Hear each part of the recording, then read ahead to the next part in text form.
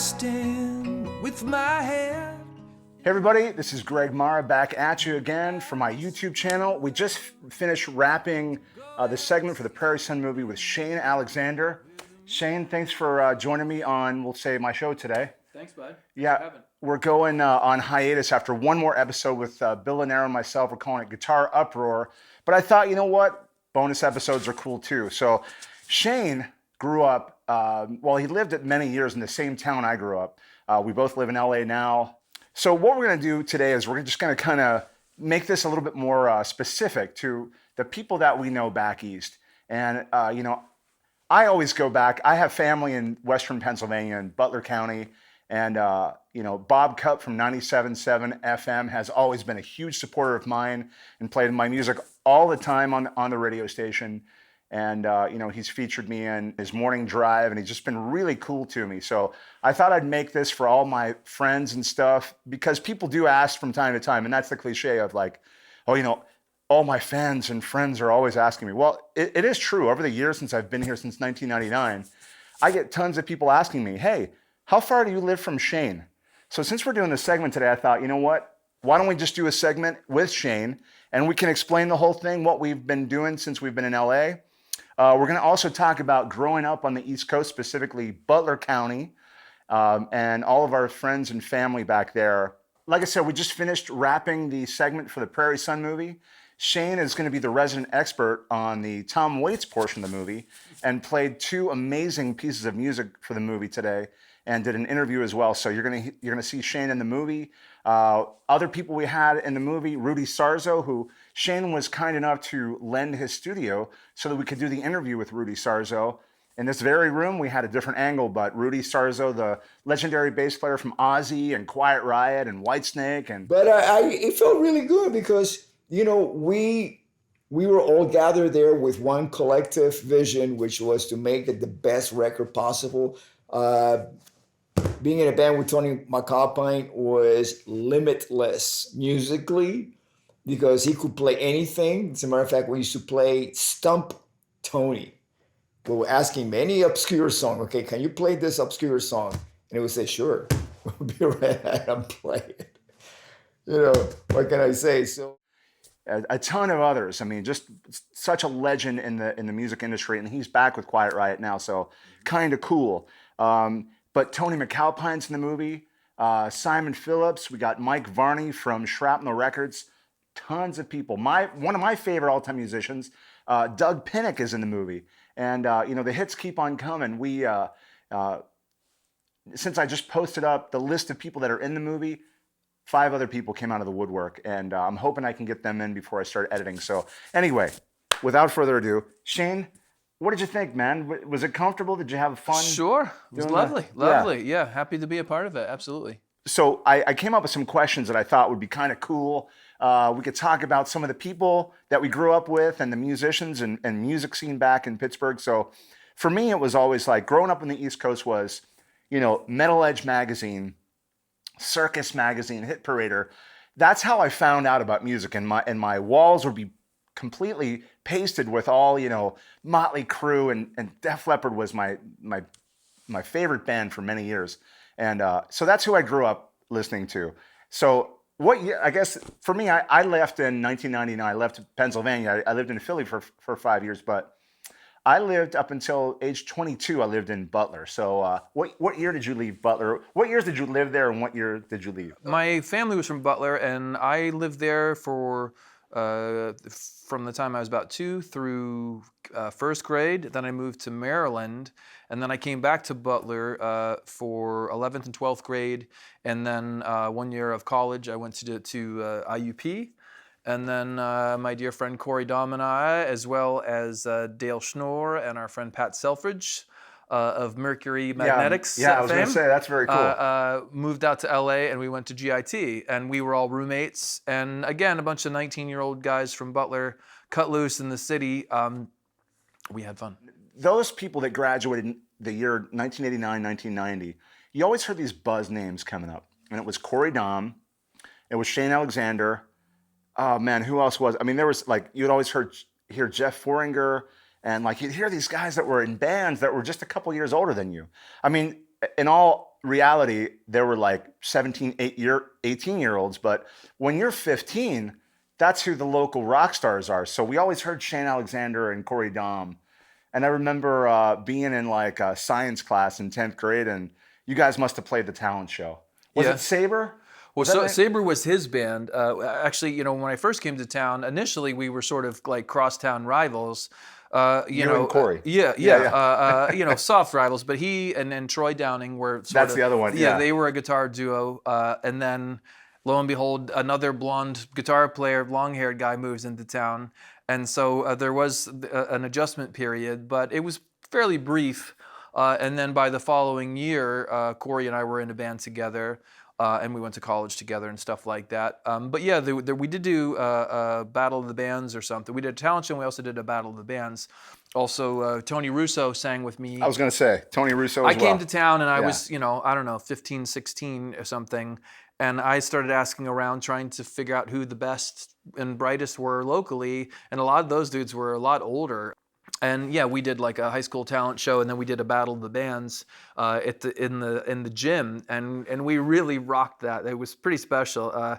We took the entire like commencement stage and built like a proper rock concert stage with like 3 jutting out platforms, and we borrowed like every guitar we could get a hold of in town. So our whole stage had, I don't know, maybe 10 guitars across the front, and we were playing metal, man. Like we did like Iron Maiden and Queensryche and Judas Priest, and we really went for it. And Tony, of course, was the kind of singer that could actually do it. Yeah, he could. So that was really, really fun. Yeah, Jeff Foringer was playing drums with us, I think, for that gig. Well, so I'm going to tie in with some of the names you said. So Frank Russo was in my grade, which was a class of 1990, excuse me. And his older brother, Tony Russo, who you mentioned, was like, again, the local rock star. He was playing the local bars and was in, I think, a band called Friends or something back there. Yeah, that was, I think, when he was really young, he was doing that. Yeah. And yeah, he was a proper power singer. And Yeah, he was. He could actually sing a Dio song, and do it justice. And a great drummer. Yeah, absolutely. Great guitar player. He was all around fantastic musician. So when we did the senior class talent show, the Christmas talent show for high school, Frank Russo played guitar, who was in my grade. And Chris Compton was on drums, who's still a local legend in Butler. Yep. And every time I go back and play, and I'm hoping to come back here in a minute and play back in Butler, he's always my drummer. But Tony sang lead, and he sang, we did Modern Day Cowboy by Tesla. And Tony played bass. Oh, neat. And sang, and what I'm going to do right now is I'm going to cut to that. So here we are, and we've come this far. Up and down, let it get you up. The foreign land with a terrorist man. Only God can get you home. The USA song. With the 6 on the side. I said the message is written on the wall. Till the same day decide. Bang, bang, I shoot 'em all. And bang, bang, throw you away. And showdown in an old man's land with a cowboy of a modern day. Come on, slow down, don't be hang around with a cowboy, throw you away.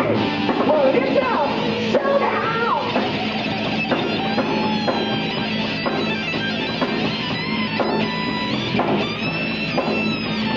That's Tony Russo, who since moved to LA, and he had some really great momentum when he moved to LA. And I want to say he moved here in the early '90s, and then shortly after that, he was in a tragic motorcycle accident. Yeah.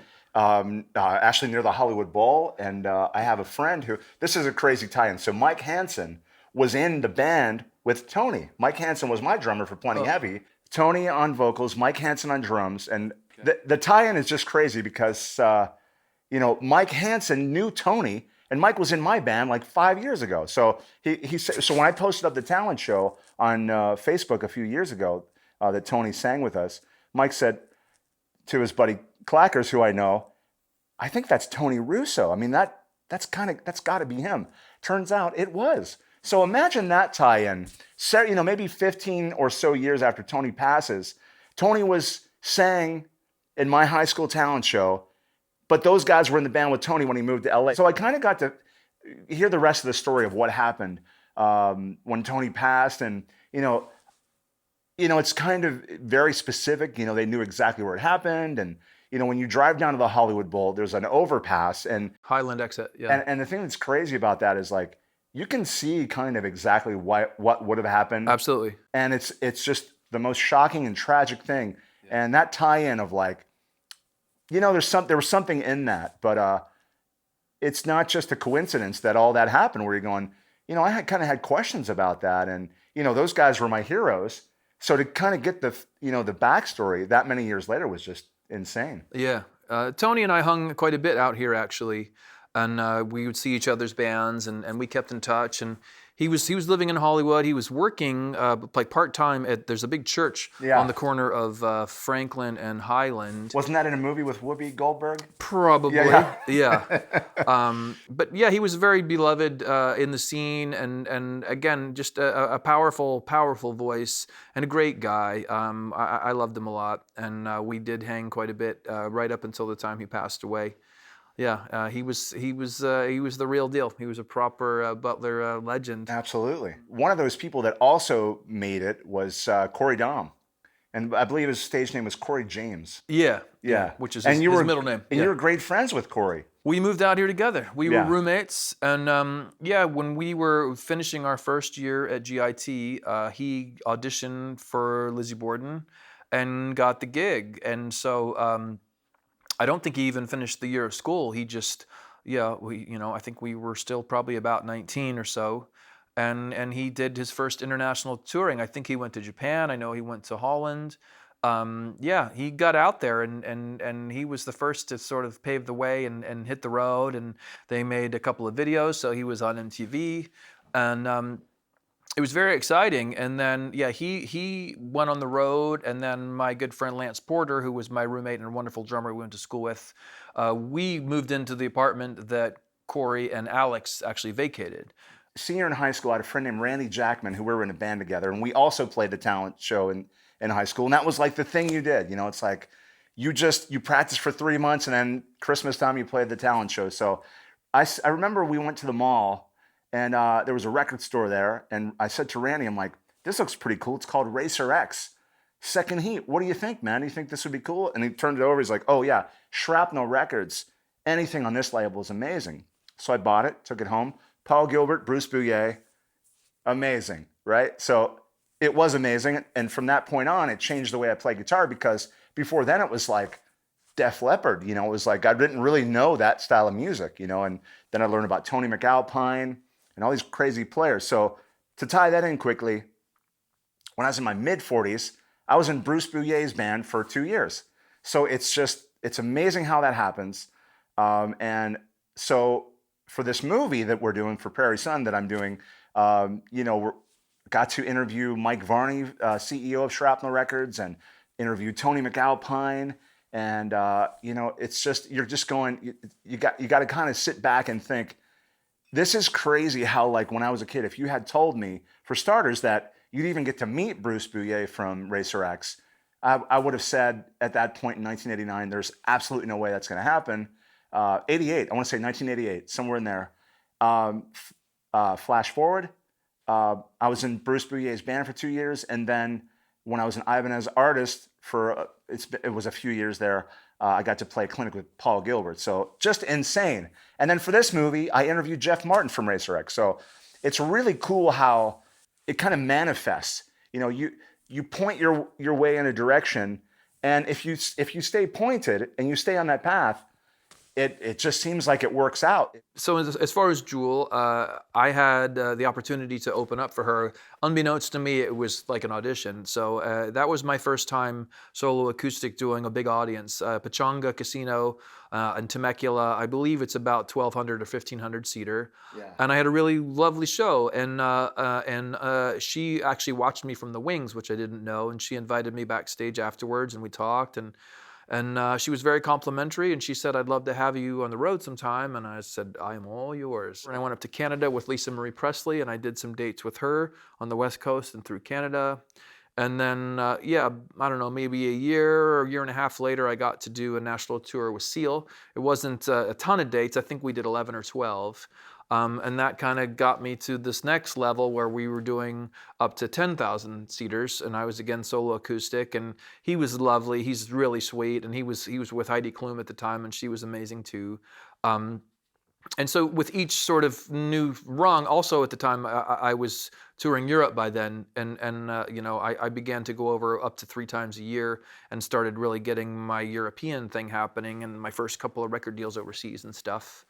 And yeah, with each you know, each chapter you get a little more secure in your abilities. Sometimes you get your ass handed to you and things don't go according to plan, and you just keep coming back, you know, and as a guitar player, as a singer and a songwriter, and also as a storyteller, the idea of going out in front of, you know, thousands of people and like trying to make a show happen by yourself. It's there's no handbook for it, but you know, you figure out things that work and things that don't work. Yeah. Pretty cool, man. Stay tuned because we're gonna do a real quick gear tour, and that's the most fun part for me. I just love gear. I love vintage gear. So anyway, thanks for watching. Shane, thank you so much for being a part of the movie. Yeah, absolutely. And stay tuned. All right, this is Shane Alexander's legendary guitar wall, and I don't see a one modern guitar there at all. Maybe jump in and get us started. Well, yeah, in terms of modern guitars, I'm definitely more of the classic variety, obviously. What can I tell you? First and foremost, we talked about Corey Daum. This Strat was Corey's, and I will leave it to his son Sam. That's just an American Standard Strat from the, I think, mid-90s. That's one of the newest here. Going on down the line, let's see, this is a 61 Epiphone Century. You can tell from the metal plate on the headstock, that ended the following year. This is an early 60s 125, late 70s 335 TD, 54 Gibson J160E. And that's actually 10 years before the John Lennon model. And then my Collings, that's a 90s Collings D2H, which is essentially their version of a herringbone D28. So we're now at the end of row 1, Yeah. all the way to the right, that Collins. Okay, yeah. Follow along, folks. And then we've got, this is like a 54 reissue Les Paul Custom, you mentioned with the P90s, the Alnico. That guitar sounds amazing, plays great, and is not light. Can you pull that one down? Sure. So that's a reissue. What? Yeah, of a 54, yeah. But what year was it reissued? This, I guess, was late 90s, yeah. Wow. And it's in fairly good shape. Years ago, in my apartment in Hollywood, it fell, and it took a little header. It's just a ding, but I was not happy when it happened. But yeah, it's a lovely guitar, and these pickups are pretty special. What's up with that neck pickup? So that looks like a P90 in the bridge. Yeah, they call this is the staple Alnico P90. Yeah. Hang out right for a second there so I can get this close up on that. Right. Oh yeah, that's so. What's up? What does it sound like? What's different about it? It's just very clear and punchy. There's a clarity to it that's a little different from a traditional P90, but it's great. It's just sort of very musical. This one's has a little more bite, and together they have a really round sort of bell-like thing when you're in the middle position that is lovely. Like I said, such a looker. I love that. Yeah, it's a beaut. And then next to it, this is a 78 natural Les Paul Custom. Again, sort of like the Mick Ronson vibe. I was big into Mick Ronson and David Bowie, and this is like of all the guitars in the house, that is the rock machine. That thing sounds amazing. It's a lightning fast neck. I believe at some point somebody refretted it before I got it, and I love it. The frets are pretty big. Yeah. When did you get that? So it's a 78, but... Yeah, I've had it at least 20 years. Wow. Yeah. I've definitely rocked that one a bunch. And then this guitar is really special. This is one of 75. It's a Duo Jet, a 6128. Steven Stern aged. A dear friend gave this to me in Germany on tour about 5 years ago. I just used it, and it's got the Dynasonic pickups that also sound amazeballs. They're really, really wonderful and musical. That guitar is super duper special. Going down the line here, then this is actually a Bill Nash Telly that's also very, very good. I think, frankly, it's better than the custom shop Fenders, basically trying to do the same thing. Lawler pickups, the humbucker in the neck is just big and fat. The intonation is great. Although it was a light relic when I got it, all the grossness on the neck is all me, which I love. Then I have a 53 0017 Martin that I got from Norman's Rare Guitars. Yeah. Then getting into, let's see, the bottom row here, bottom left, that guitar is extremely special, probably my most valuable acoustic. That is a 1949 Gibson, it's called a Southerner jumbo. And so what's neat about that guitar is that it's a natural top, and those were not available in a natural top in 1949. I believe in 1954 that started to be an option, and it was the country western. So someone ordered this from the factory with a natural finish in 48 or 49. I got that from George Gruen on tour in Nashville, and actually have a letter of appraisal from him for that. This is a 69 Guild D40 that I got at Retro Fret in Brooklyn. A lovely guitar, and I've been endorsed with Guilds now since 2011. And they make wonderful guitars, but they don't make 60s Guilds, so I have to find those out in the world. This guitar is really special too. My wife actually bought me that, I don't know, maybe 10 years ago, something like that, at a place called Caveman Vintage in LA. And this is the Gibson Folk Singer. I believe it's the F30. But what's crazy about it is the nut width is a full 2 inches. It's almost like a classical, and it's just has a really woody, special, weird. Some might call ugly, but I think it's beautiful sound. Yeah, and what's fun is again, I got that guitar before I made my album Ladera, and that whole album I did on this guitar. And I've had that guitar over 10 years, and I've never changed the strings because these dead strings are the secret sauce. This is a 69 Guild F30 that I used a ton on my album Bliss, and like songs like Heart of California and I Will Die Alone. Lovely small body guitar.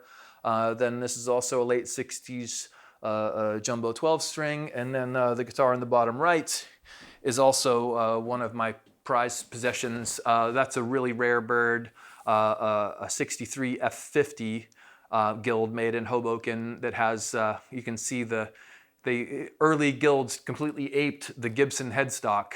And you know, in time they got reprimanded and they changed to the Guild headstock that we all know and love. But early on, those are pretty fun and pretty rare. And that's a wonderful, basically their version of a J200 from 63. Awesome, dude. Yeah. Yeah, for sure. That Black Beauty is. I'm drooling over that. I'm sure I'd that's love through to your hear rig. those Yeah. P90s. Just Yeah. man, it's kind of perfect. Yep. As far as my world goes. Yeah, I thought at some point about putting a Bigsby on that guitar, but I never did it. And then I got this one, so now I'm completely satisfied for Bigsby's. Cool. Let's go off tripod here and take a little walk around. Okay, yeah, things are set up. I did a big session here last weekend, so things are kind of reconfigured right now for that. But this is a recent thing I got. It's Ampeg B100R. Louder than bombs. It's a 115 ported in the back bass rig. It just sounds amazing. It does the B15 thing, but has a little bit more options sonically. It's really, really wonderful. I have two. The next are these Silvertones. I actually have 3 Silvertone amps, but this one is a fire-breathing dragon. You just turn it to 10, and it just has a really, really wonderful, angry distortion, just amp distortion that sounds crazy good. Take pedals pretty well. Yeah. But just like the face is sort of Ron Wood.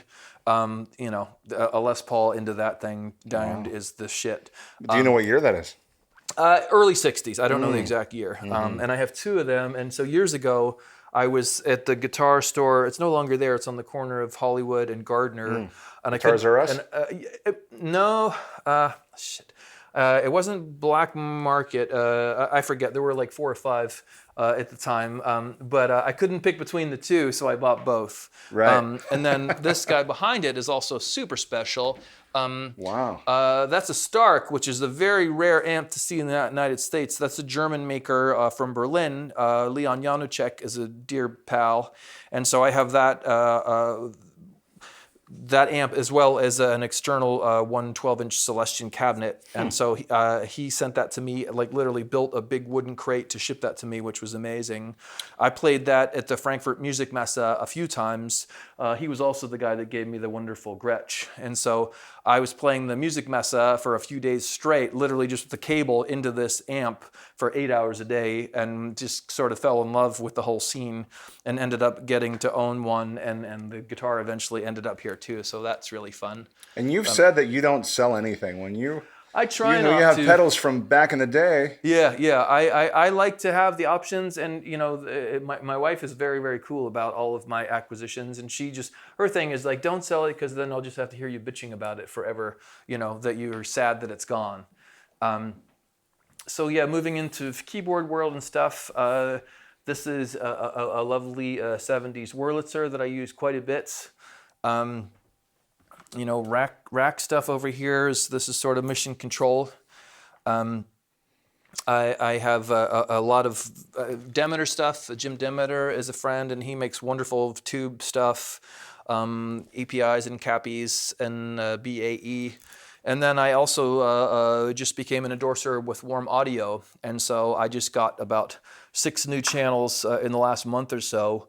Basically, this is their 1073, and this is their sort of version of the API 412, which is wonderful, and it factored really heavily on a record that I just started working on last week. Getting over here, here's a few more getters. This guy on the end is my Guild D55, and that has been my main traveling companion for years and years. And the reason that I sought out Guild to be an endorser, I love the headstock, I love the inlay.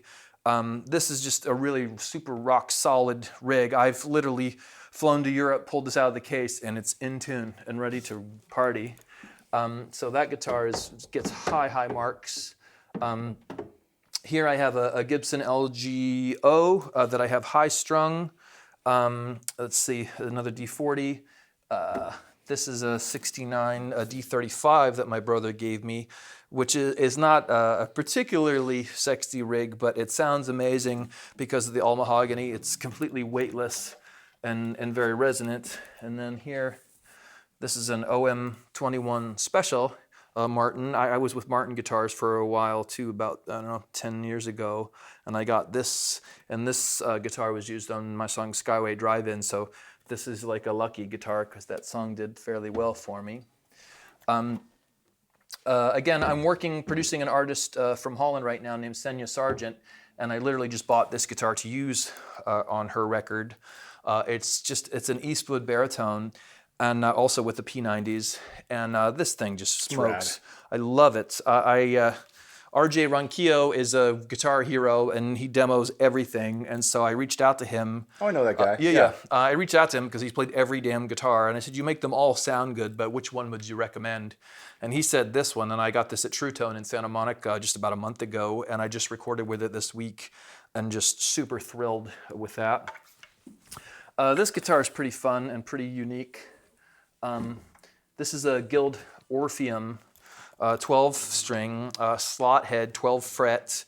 Orpheum was a very short run of guitars made by Guild in California. And these guitars were basically sort of reimagined if Guild existed sort of in the golden age of like 30s and 40s.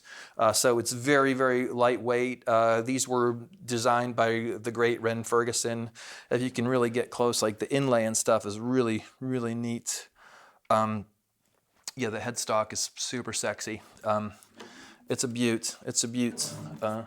Let's go a little bit slower on that. I'm going to cut this in because Sure. I couldn't focus that fast. Sure. So the inlays where? Yeah. Just Let's yeah, hit that. the inlay, the rosette, and around the binding, and let's see. Yeah. Oh, yeah. Just it's Beauty. pretty signature thing. And then yeah, we have a couple of funky. I have a Dan Electro convertible, a jazz bass, and then also this Silvertone. Is pretty neat. Is it of the era? I don't even know the name of the model. This actually came with the amp in the case, Oh. and I have the amp in the case too, which is actually a really cool sounding amp with tubes and tremolo. And so I got those at the same place I got the two Silvertones some years ago. And this guitar came to me with pretty high action, and I've kept it that way because this is my one guitar that I use for slide. So this Silvertone guitar through that Silvertone combo turned to 10 is the nastiest, bestest sound in the world. So yeah.